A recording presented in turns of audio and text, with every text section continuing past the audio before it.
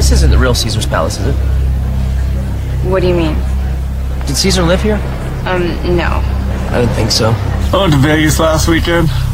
Pretty crazy. Vegas, baby, Vegas! Gentlemen, welcome to Las Vegas. Why don't you give me half the money you were gonna bet? Then we'll go out back, I'll kick you in the nuts, and we'll call it a day. Some guys just can't handle Vegas.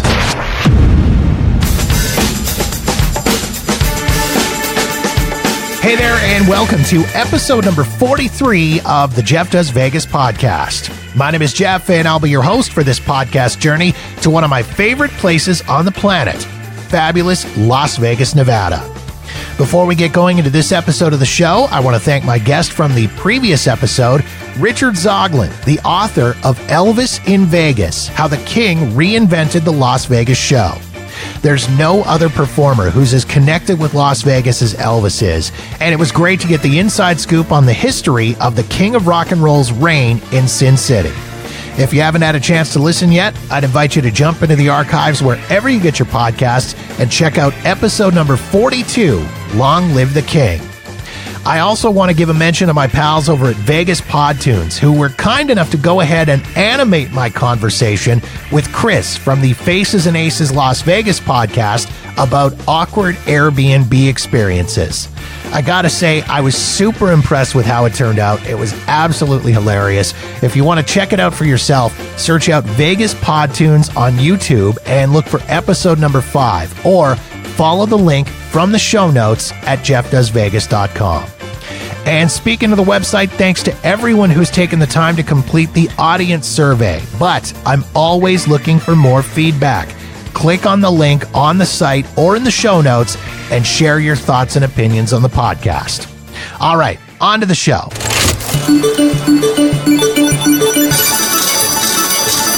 We begin with Vegas news you can use. First, a couple of big closings to tell you about. One of the most iconic restaurants in the Mandalay Bay Resort, Red Square, has officially closed its doors.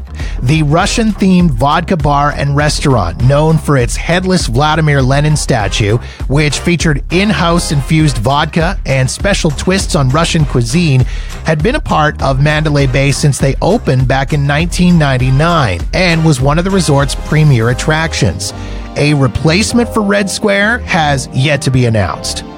MGM Resorts has also announced that Carnegie Deli in the Mirage, famous for their sky-high corned beef sandwiches and cheesecake, will be closing down for good in early 2020.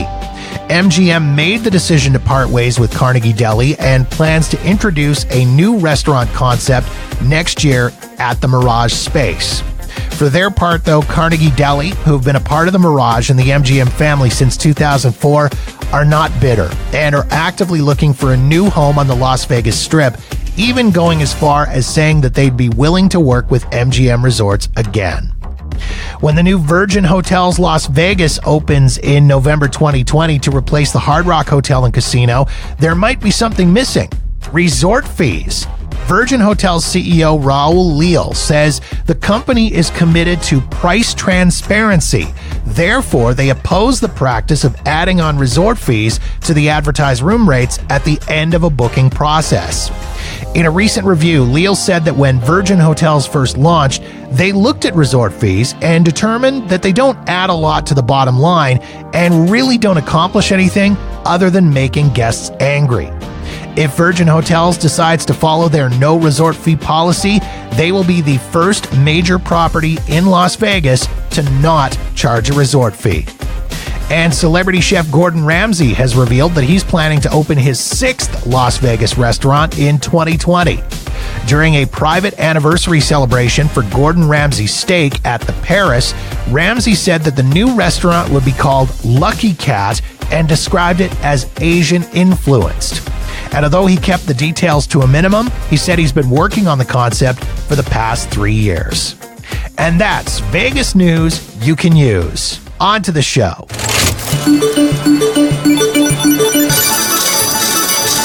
It's a little-known fact that just over 60 miles away from the glitz and glamour of the Las Vegas Strip, the U.S. government used to test atomic weapons. Starting in 1951, just as the Cold War with Russia was starting to heat up, the U.S. Department of Energy began the testing of nuclear bombs in the Nevada desert. At night, the bombs lit up the sky, and the mushroom clouds could be spotted from the rooftops of the downtown hotels, all of which led to the creation of Las Vegas's atomic culture. Helping to educate people about Sin City's nuclear past is one of my favorite Las Vegas attractions, the National Atomic Testing Museum. And my guest for this episode of the podcast is Michael Hall, the museum's executive director. Michael and I had a great discussion about the history of the United States Atomic Testing Program, the effects it had on Las Vegas, including the creation of a tourism industry based entirely on atomic testing, and the risks associated with detonating nuclear weapons within such a short distance of a populated area. We also talked about the creation of the National Atomic Testing Museum, the mission of the museum, and some of the amazing exhibits on display. Please enjoy my conversation with Michael Hall of the National Atomic Testing Museum.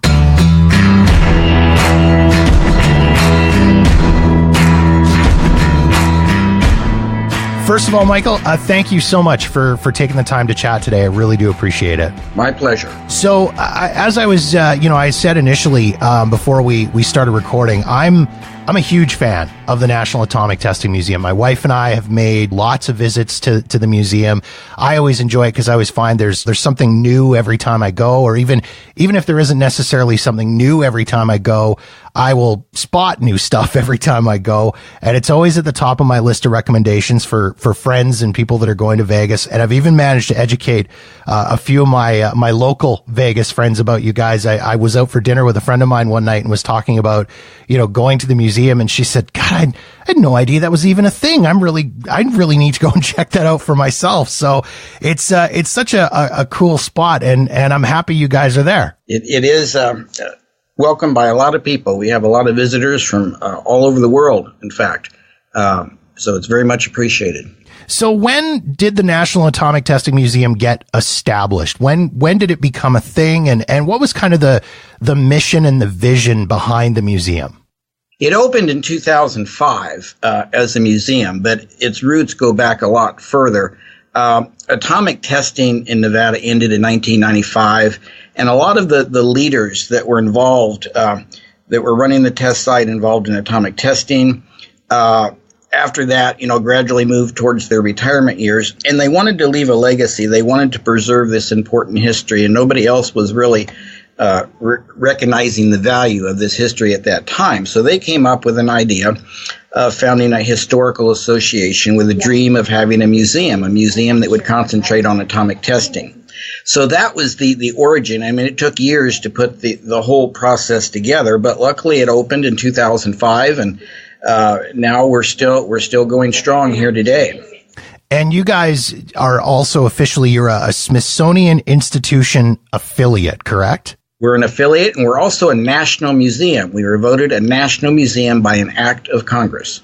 So, I mean, and as a Canadian, this is a question that I'm asking, just kind of asking out there. What does that do for the museum? I mean, obviously it helps increase your guys' profile on a not just a local level, but a national level and a state level, obviously. Does it help as far as things like funding and things like that? Over the years, we've benefited from loans and cooperation from the Smithsonian and different government institutions. We don't get funded because of it specifically. It does, as you said, help our image, and we have to meet certain criteria to live up to that status. So it, in one sense, it's a type of hallmark of who we are and the quality of our museum. So let's talk about atomic testing in the U.S. I'll be honest, the first time I went to the museum, I didn't quite know what to expect. And again, as a Canadian, I mean, I know our Cold War history and what was involved and some of the, I'm a huge military buff and aviation fanatic and Air Force fanatic and things like that. So I knew a little bit about our side of things. I knew next to nothing about the U.S. side of things. And I don't know that a lot of people really quite realize the place that Las Vegas and Nevada specifically had in the part of atomic testing in the U.S., do they? Well, that's a good point. You know, everybody is somewhat familiar with the first nuclear test in New Mexico during the war, Trinity. And then they have a lot of images of our Pacific proving ground. There was a lot of nuclear testing up through the 1950s out in the Marshall Islands and different Pacific areas. But not everybody realized we were actually testing nuclear weapons here in the United States, in Nevada. And it wasn't just Nevada. The Nevada test site and its contractors went to other states occasionally to do nuclear tests as well.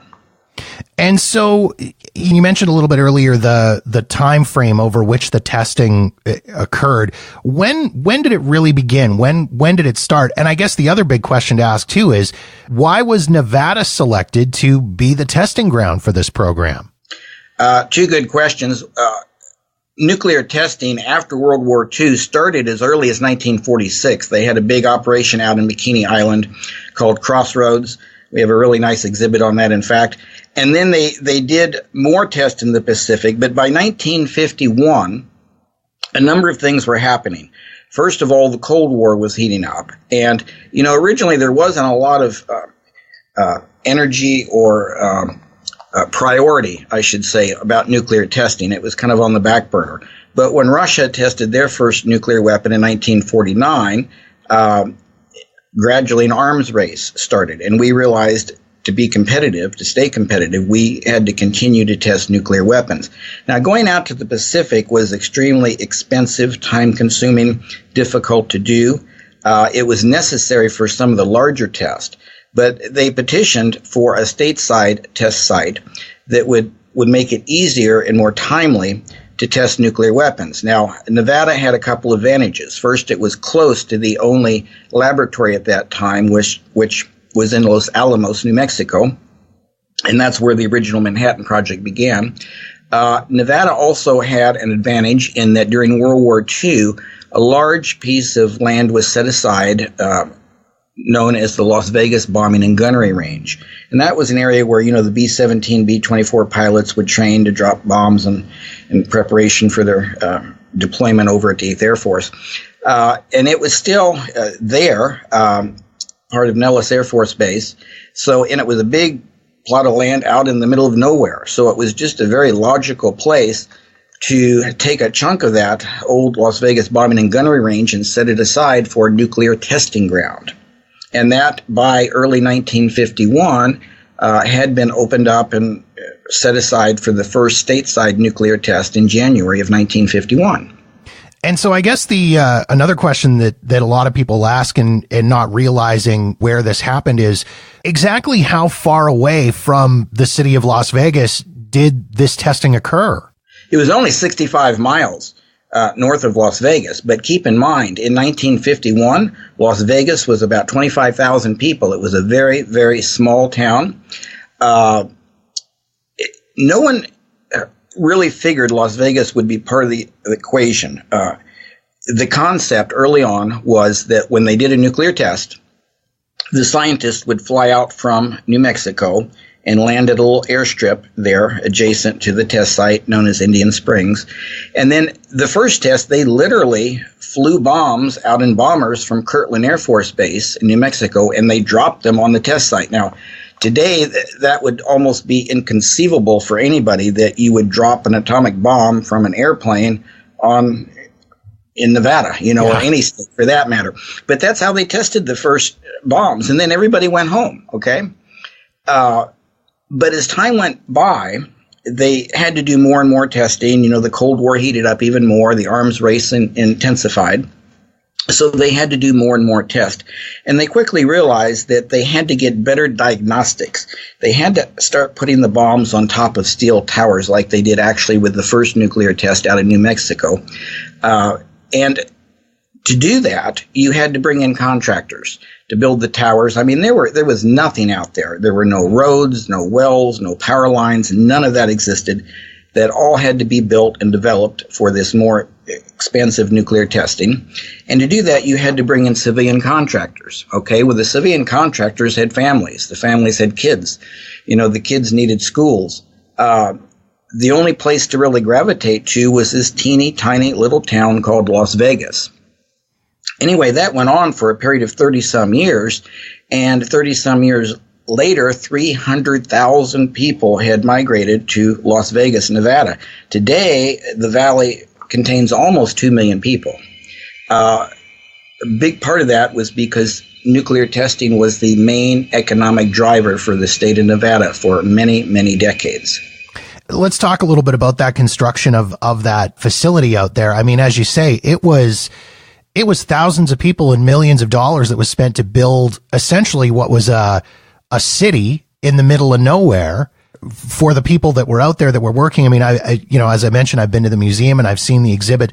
Was it Mercury? Was that the name of the facility that they built, or the quote unquote town that they built? Yes. Now, Mercury was the base camp. People get the conception that it was a town, and it was a town in the sense that it had all the things you needed. A restaurant and gas stations and whatever, but it was a base camp for mainly the civilian contractors that ran the test site.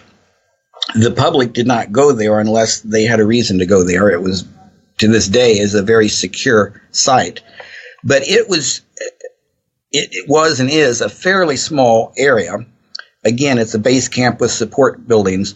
The test site itself, though, is almost as large as the state of Rhode Island, and there's complexes and buildings and different sets of infrastructure that have been built all over that area. It's widely diverse and scattered. So it's a huge area, but there's no one really big concentration of things in any one spot necessarily. I found it interesting going through the museum and looking at the information about Mercury. And I mean, they did everything from social halls and bowling alleys and bars and pubs. And I guess that was mainly just so the people working there, you maintained that level of morale and that level of maybe not feeling like you're in the middle of nowhere. Yes, they had a chapel. As you said, they had a bowling alley. There was a famous steakhouse there.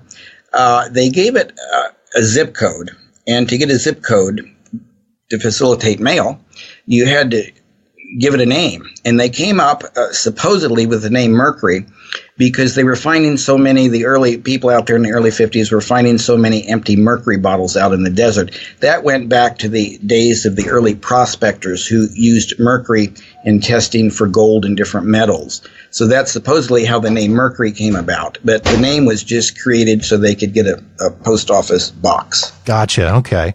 And so over the course of those years, how many atomic tests were actually conducted out at that test site or at various test sites around Nevada? There were two main phases of nuclear testing. The first phase was the atmospheric period. That's where they were literally blowing the bombs up in the atmosphere right above the desert floor. There were exactly 100 of those tests from 1951 to 1963. Now, in 1963, President Kennedy and Nikita Khrushchev signed the Limited Test Ban Treaty that basically forced nuclear testing underground. And Russia and America adhered to underground testing from 1963 to 1992 when both sides ended testing. And there were approximately 824 underground tests at the test site in Nevada. There were a few others around the country, in other states, some in Alaska. So there were almost 1,000 nuclear tests in Nevada and over 1,000 nuclear tests during that period. And the scars, so to speak, of those tests are still out there, aren't they? You watch video or you see film of these tests. I mean, there was nothing subtle about these tests. They left giant craters. Correct. If you look at aerial photographs of the test site, you see a lot of craters, okay? And people get the impression those craters are from the above-ground test, but that's not true. The above-ground test, most of those, the fireball barely touched the ground or didn't touch the ground at all. They didn't leave a crater. The craters came from the underground testing period, and as I said, I think there were about 824 of those. When you blow a bomb up deep underground, you create a cavity, and up above, it creates a subsidence of the soil or depression, and those craters are known as subsidence craters. They're generally, they vary, but they're about 50 feet deep. I've been out there on a tour, and you can actually drive down into one of them. They're not extremely deep, but, from the air, from aerial photographs, it looks impressive because they did most of these on the 2 dry lake beds out there, and they're just pockmarked, with hundreds of these craters. Now, there is an exception to that. There are some very, very large craters out there, a handful, and one exceptionally big crater. That actually comes from a different project, a civilian project called Plowshare, where for a period they were experimenting with using nuclear weapons for civil engineering. They thought they could build a new Panama Canal or create harbors and that sort of stuff. And in the course of that research, we created some very deep, big, man-made craters. There's only a handful of those, though. And so, looking back on it now with 2019 eyes and sensibility, how does the idea of using nuclear weapons for creating canals or development or like that, I guess at the time it seemed fine and it just kind of made sense. Looking at it now, it seems, I don't want to say ridiculous, but it seems a little bit silly when you look at the dangers of nuclear activity like that. It seems ridiculous to us. Today, we wouldn't do that. The Russians, however, actually did have civil engineering projects using nuclear weapons, but their tolerance for radioactivity was always considered higher than ours, although we learned a lot over the years. In the early years, we didn't really appreciate, and we didn't know everything we know today. And that was another thing that came out of nuclear testing. You learn as you go. We didn't know all the dangers that we do today back then. And I found it interesting too in the bits of research that I did about the testing in Nevada. Some of that testing involved destruction and survivability testing and testing new materials and testing types of building structures and things like that. I thought that was really interesting. Yes, you're talking about the weapons effects test, and those were also integrated with some civil defense test. And that's where you have these iconic pictures you see of buildings being imploded basically by a nuclear weapon. And there's this famous image of these forest of trees that are going like this and then they're going like that. Those were actually trees that were cut down from the mountaintops and placed in holes in the desert near a nuclear blast to gauge, effects and this sort of thing. And they built all sorts of buildings, wooden buildings, brick buildings, concrete buildings, and they blew them up and they put them at different stages or distances from the nuclear blast and they learned a lot about the effects of nuclear weapons. They also learned a lot about building, just basic building construction that, is applicable today to defend your house or increase the structure of your house against hurricanes and tornadoes and things like that. And seeing some of the destruction that happened with some of those blasts and some of those tests, it almost, and again, I guess we're looking at this through 2019 eyes, but one of the neatest things that you guys have are some of those old videos and photos and such of duck and cover and all that kind of stuff. Seeing the destruction that comes out of these tests, again, the duck and cover almost kind of seems ridiculous, doesn't it? It's a comical thing that we look back on. There was a period where we had a lot of civil defense initiatives in this country, but they were never as extensive as people get the impression. They were mainly just literature. There were some, bomb shelters set aside for people and this sort of stuff. But keep in mind, this was the early days. This is when Russia and America had arsenals of atomic weapons, fission weapons. What happened by the mid to later 1950s is both sides started experimenting with thermonuclear devices or fusion devices. That's the process that takes place on the surface of the sun. And those devices were so much more powerful, so much bigger. You couldn't even test those in Nevada. Most of those tests took place out in the Marshall Islands.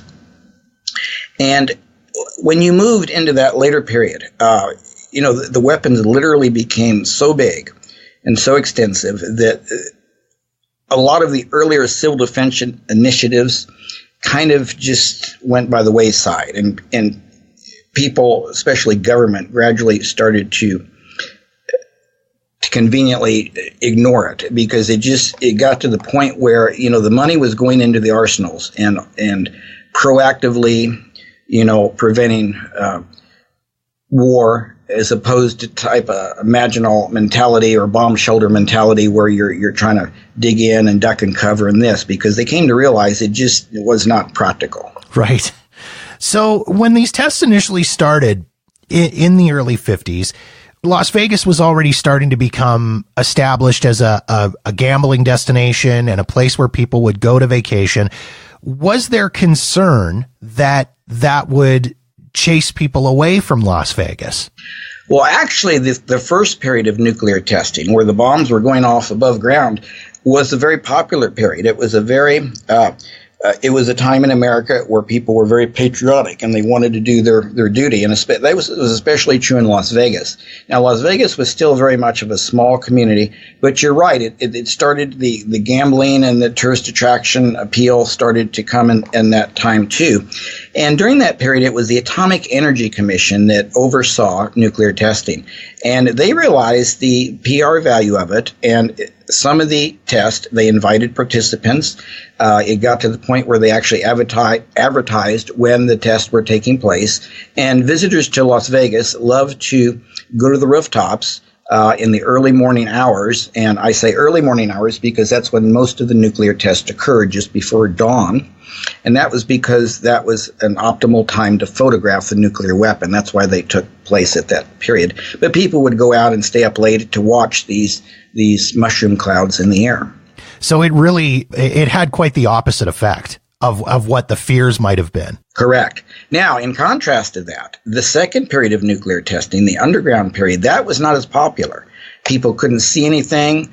Las Vegas had gotten much bigger by that period. The tremors from the underground testing occasionally cracked foundations. There was a lot of, it was a different time period. It was the period of, the Vietnam War, and people started to question, nuclear deterrence and if a nuclear war was even survivable. So it was a much different period than the earlier, heydays of the mushroom clouds in the air. And the earlier time really created this whole kind of atomic culture as well, which I found really interesting. I mean, all of a sudden you had all these atomic toys and atomic testing toys and Miss Atom Bomb and, all this kind of stuff. Vegas really this is the neat thing I've always found about Las Vegas is it really kind of embraces these interesting periods in its history and just kind of, it's almost like they figure out if there's a way to make money off of it or a way to commercialize it, they absolutely do.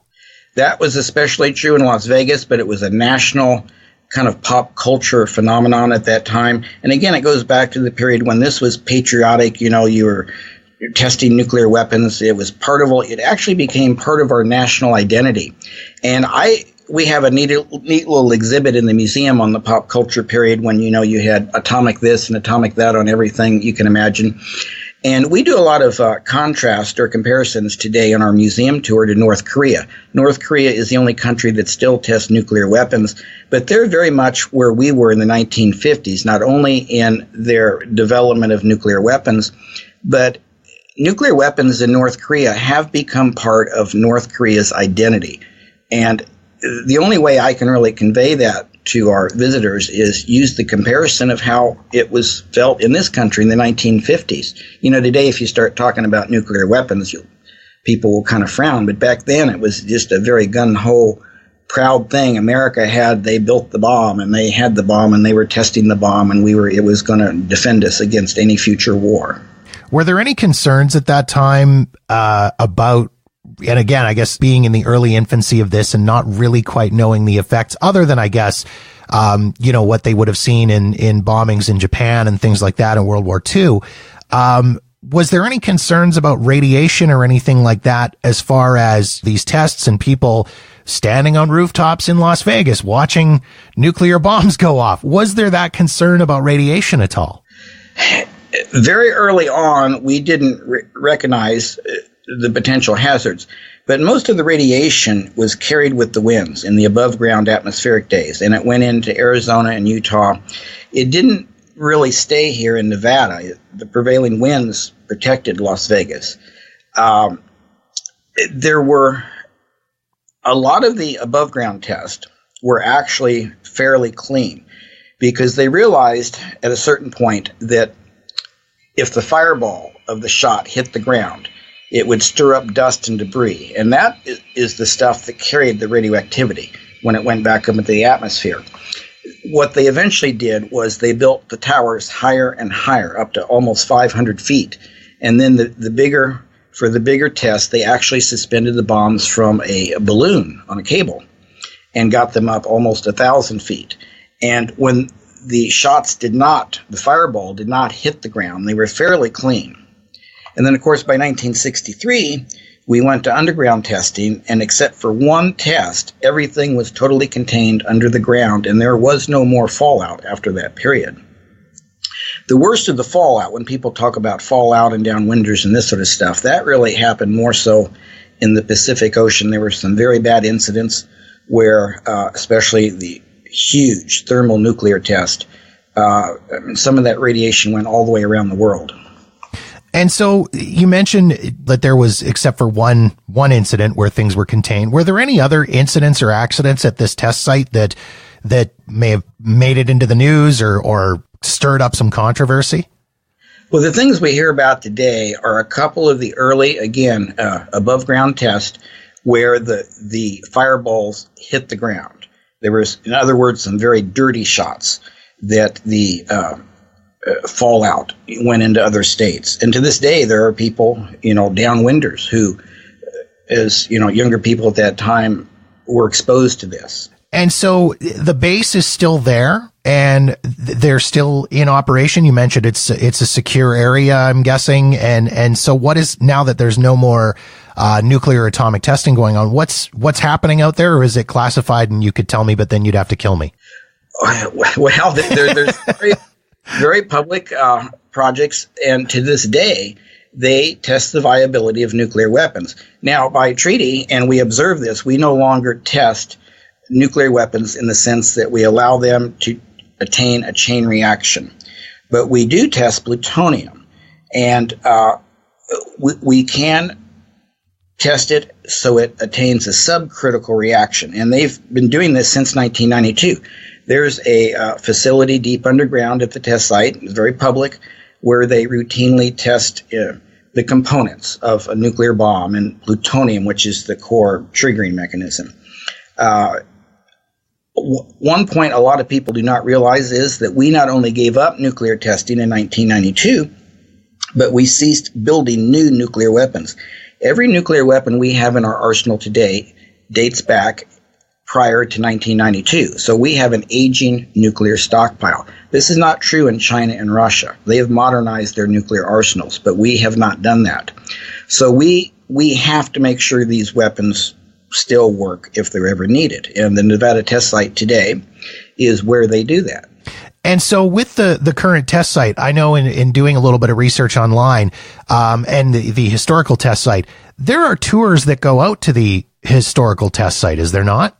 Correct. The Department of Energy, which is the modern day successor to the old Atomic Energy Commission, does monthly tours of the test site. Now, they leave from the museum, but we really have nothing to do with them. In order to sign up for one of these tours, you have to go to their website, and there's an area where you can sign up. Usually they're booked several months in advance. Oh, wow. So okay. Coming to Las Vegas, that's something you probably want to plan on at least a year ahead of time. But it's an all-day tour, and it's an amazing thing. You get to go out and see some of these old structures that are still standing that survived nuclear tests. There's actually an iron bridge out there that is just bowed, from the blast of a nuclear bomb.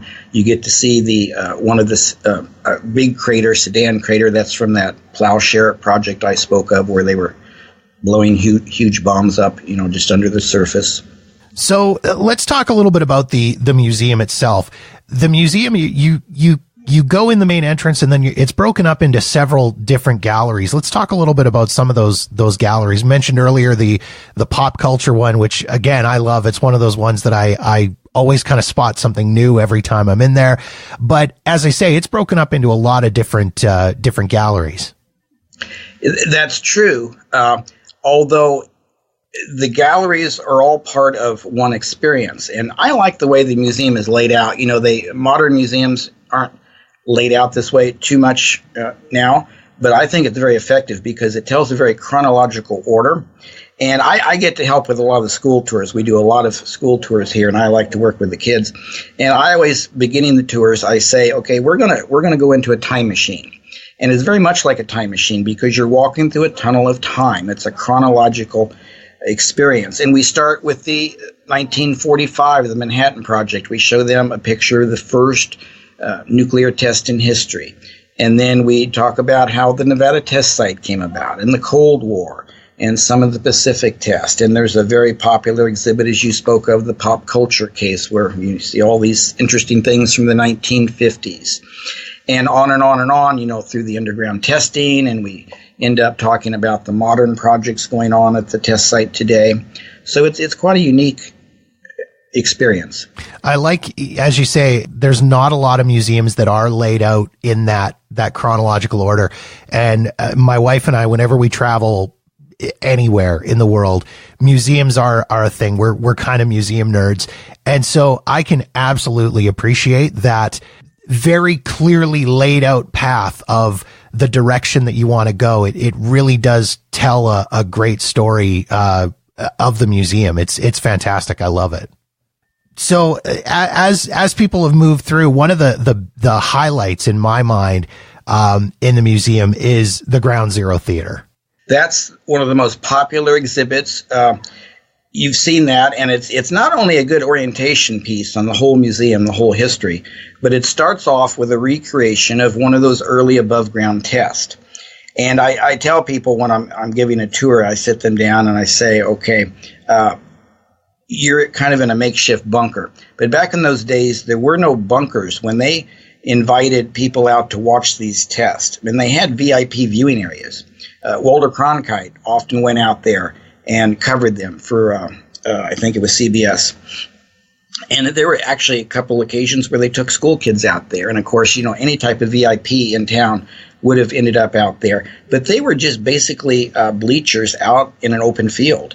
And generally, you were seated about 9 miles away from the blast.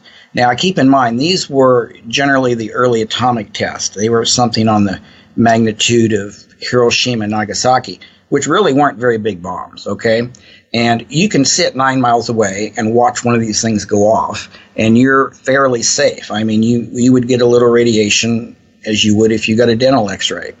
But you would feel the wind and the sand come at you. You would see the blast, and the only protection you would have been given were dark goggles, because watching the actual explosion could damage your eyes if you didn't have protective lenses. But that's what that Ground Zero Theater tries to recreate, what it was like to actually watch one of those early nuclear tests. So let's talk as well a little bit about the volunteers and the guides that work in your museum. I've had the pleasure of walking in and having conversations with some of them. They are absolutely amazing people. And some of them are folks that have actually worked at the test site and have worked in the military and have been involved in some of these different projects as well. Yes, and we're so lucky because we have volunteers, docents, that are veterans from the days of nuclear testing. We have one gentleman that goes all the way back to the early days of the above-ground test. We're not able to always have those people every day of the week. We try. But if we have a group coming in that calls in advance and requests a tour, we can usually set a group up with a tour guide that actually worked at the test site. And as well, too, I just want to jump back to some of the artifacts that you guys have in the museum as well. You guys have got your hands on some really cool stuff and some really interesting stuff. Is there anything that you find particularly interesting or you think is particularly unique to the museum? There's a lot of unique items. We're actually working on a new exhibit that we hope to have open by next summer on the 75th anniversary of the Trinity test, the first nuclear test. And what we're really trying to get is one of the early demonstrator models of the Fat Man bomb. That would be quite a unique artifact, and we hope to have that here within a year. We do have a number of casings of the different types of nuclear weapons.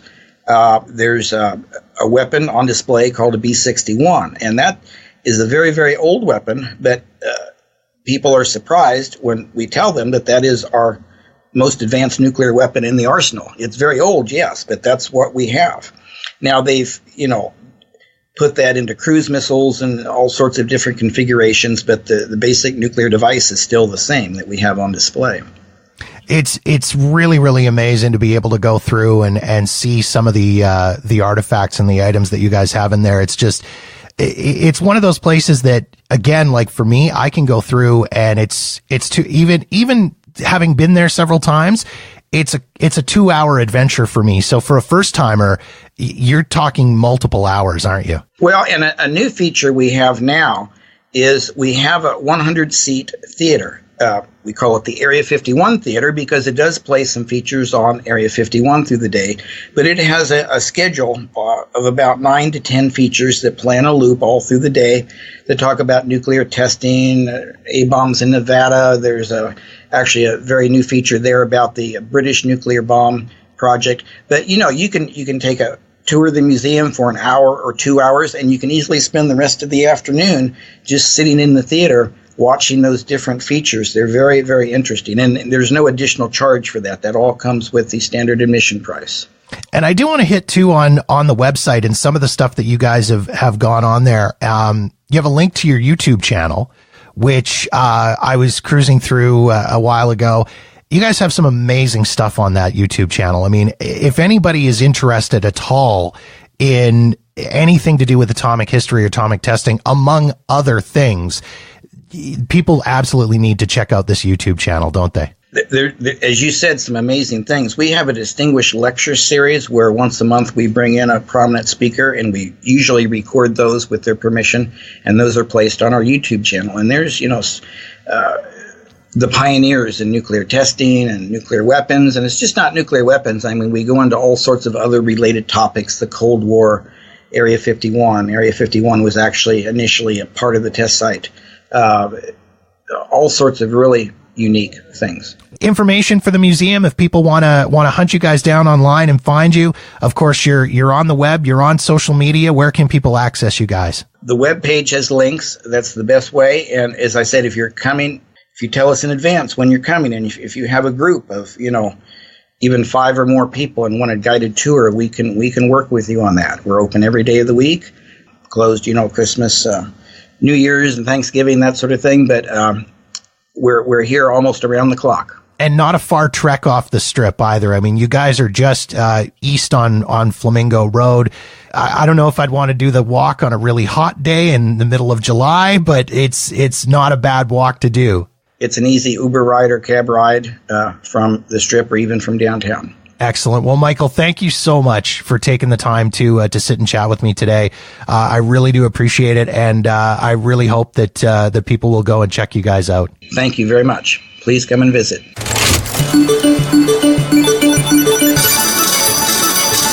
If you'd like more information on the National Atomic Testing Museum, visit them online at nationalatomictestingmuseum.org, and be sure to follow them on Twitter at Atomic Museum and on Instagram at Atomic Museum LV.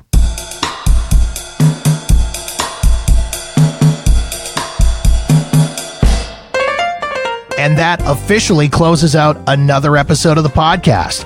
If you've got feedback on this episode of the show, or any other episode for that matter, or you're after suggestions for your next Las Vegas vacation of where to stay, where to eat, what to do, or what to see, or you've got ideas for topics you'd like me to cover on the podcast, please reach out to me via Twitter, Facebook, or Instagram at Jeff Does Vegas, or drop me an email directly at jeff@walkernewmedia.com. As for my next Vegas trip, by the time you're listening to this podcast, I'll be on it. I booked to stay at Planet Hollywood, which I'm really looking forward to as it's a new resort for me to check out and review. I've also got my eye on a few new restaurants to take in, and I've got some interviews lined up for upcoming episodes of the podcast as well. In the meantime, thank you so much for checking out the show. Be sure to subscribe for free wherever you get your podcasts so you'll know the moment new episodes are available. Make sure to rate and review the show on Apple Podcasts, Spotify, Stitcher, and Podbean. And don't forget to visit jeffdoesvegas.com for past episodes and show notes. My name is Jeff, and this has been episode number 43 of the Jeff Does Vegas podcast, a Walker New Media production.